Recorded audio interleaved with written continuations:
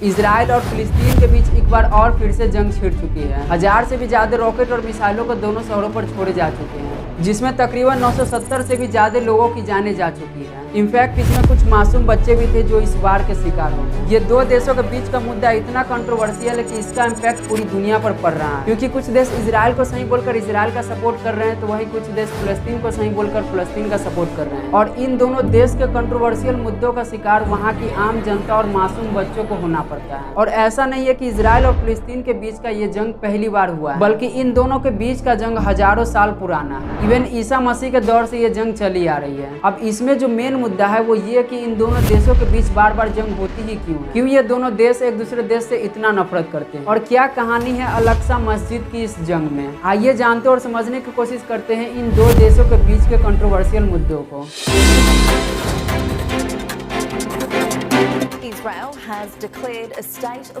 Israel और फिलिस्तीन जंग से तीसरे विश्व युद्ध की शुरू होने की आशंका बढ़ गई है। इजरायली सेना और हमास लड़ाकों के बीच विध्वंसक हमले जारी हैं।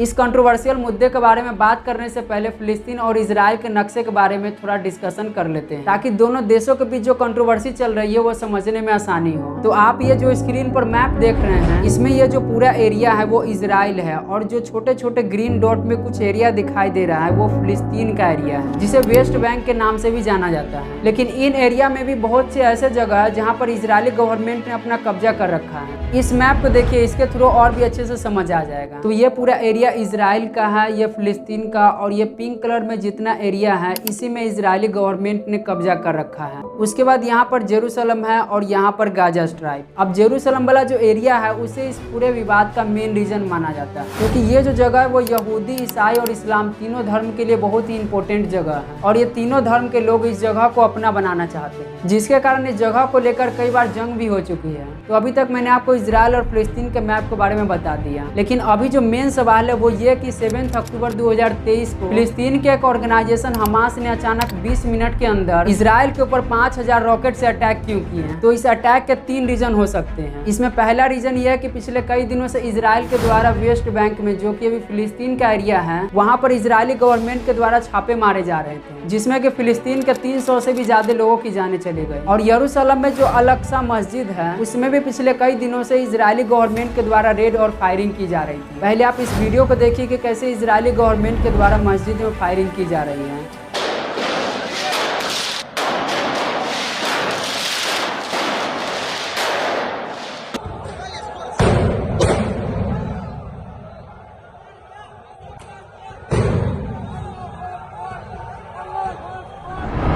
अब ये जो अल-अक्सा मस्जिद है ये इस्लाम में तीसरा सबसे इम्पोर्टेंट मस्जिद है, और 2 सबसे इम्पोर्टेंट मस्जिद सऊदी अरब में है। और इजरायली पुलिस के द्वारा पिछले कई दिनों से फिलिस्तीन के लोगों पर भी जुल्म किया जा रहा था, उन्हें नमाज पढ़ने से भी रोका जा रहा था।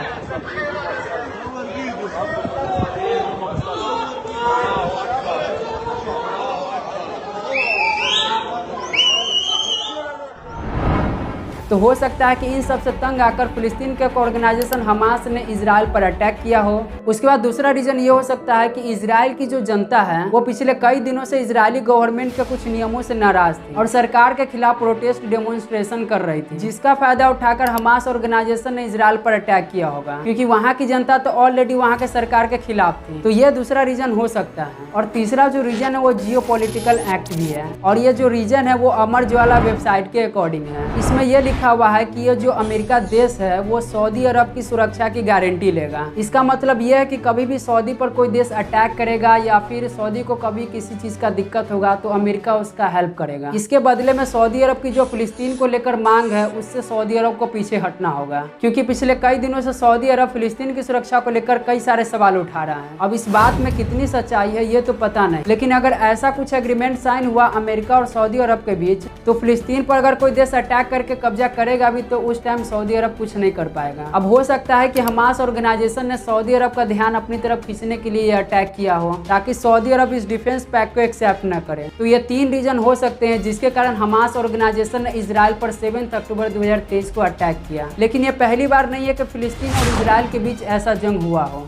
पहले आप इसे देखिए, ये इजराइल देश का मैप है, लेकिन साल 1947 से पहले इजराइल नाम का ऐसा कोई देश नहीं था। ऐसा नाम का कोई कंट्री पूरे वर्ल्ड में एग्जिस्ट ही नहीं करता था। ये जो मैप आप स्क्रीन पर देख रहे हैं ये पूरा फिलिस्तीन के नाम से जाना जाता था, लेकिन धीरे धीरे करके यहूदियों ने पूरे फिलिस्तीन पर अपना कब्जा कर लिया और आज इसे इजरायली देश बना दिया। अब यहूदियों ने कैसे पूरे फिलिस्तीन पर अपना कब्जा करके इजरायली देश का निर्माण किया और क्या यहूदियों का यह करना सही था या गलत, इसके लिए अलग से एक डिटेल वीडियो जल्द ही लाऊंगा। तब तक आप थोड़ा इंतजार कर लीजिए, क्योंकि ऐसा वीडियो बनाने के लिए जो प्रोसेस होता है उसमें रिसर्चिंग से लेकर एडिटिंग तक सब मुझे ही करना पड़ता है, इसीलिए वीडियो थोड़ी लेट हो जाती है। तो अगर आप लोग को ये वीडियो थोड़ा भी इन्फॉर्मेटिव लगा हो तो वीडियो को लाइक कीजिए और ऐसे इन्फॉर्मेशनल वीडियो के लिए सब्सक्राइब कीजिए। जय हिंद।